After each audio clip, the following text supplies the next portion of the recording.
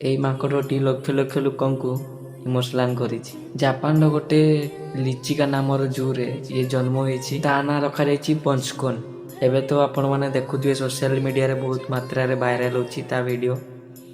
କିନ୍ତୁ ସେ ଏତେ ଭାଗ୍ୟହୀନ ଯେ ସେ ଜନ୍ମ ହେଇସାରିଲା ପରେ ତା ମାଆ ତାକୁ ଛାଡ଼ିକି ଚାଲିଗଲା।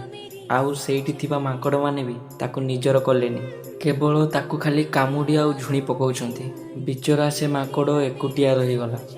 ଆଉ ସେଇ ଜୁର ମାଙ୍କଡ଼ମାନଙ୍କର ଯତ୍ନ ନେଉଥିବା ଗୋଟେ ବ୍ୟକ୍ତି ତାକୁ ଗୋଟେ ସଫ୍ଟର ଟୟ ଦେଲା, ଯେଉଁ କଣ୍ଢେଇ, ତୁଳାର କଣ୍ଢେଇ ତାକୁ ଦେଲା, ଯାହାକି ସେ ଖେଳିବ, କୁଦିବ, ଖୁସି ରହିବ। ଆଉ ସେଇ ସଫ୍ଟ ଟୟ ତାର ମାଆ ବନିଗଲା। ଯେତେବେଳେ ବି ଶୋଉଥିଲା ତାକୁ ଧରିକି ଶୋଉଥିଲା, କଣ୍ଢେଇକି ଶୋଉଥିଲା, ତା ଉପରେ ଖେଳୁଥିଲା ବସିକି। ଯେତେବେଳେ ବି ଶୋଉଥିଲା ତାକୁ ଧରିକି ଶୋଉଥିଲା। ଯେତେବେଳେ ଆର ମାଙ୍କଡ଼ମାନେ ବି ତାକୁ ହଇରାଣ କରୁଥିଲେ, ସେଇ ସଫ୍ଟୱେର ସେ ସାଥ ଛାଡ଼ୁନଥିଲା, ତାକୁ ଧରିକି ବସିଯାଏ। ସେଇ ସଫ୍ଟୱେର ତାର ସବୁକିଛି ହେଇଯାଇଛି।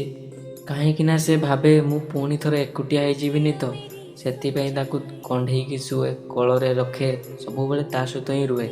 ଏହି ଭାଇରାଲ ମାଙ୍କଡ଼ଟିର କାହାଣୀ ବହୁତ ଲୋକଙ୍କର ଦିଲ ଛୁଇଁଛି, ହୃଦୟ ଛୁଇଁଛି। ତ କେବେ କେବେ ପ୍ରେମ ହରେଇକି ବି ସେହି ପ୍ରେମ କିଛି ଅଲଗା ରୂପରେ ଖୁସି କରିଥାଏ, ପ୍ରେମ ବି ଦେଇଥାଏ।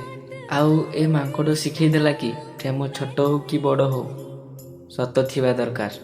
ଯଦି ଭିଡ଼ିଓଟି ଭଲ ଲାଗିଥାଏ ସେୟାର କରିବେ। ଜୟ ଜଗନ୍ନାଥ।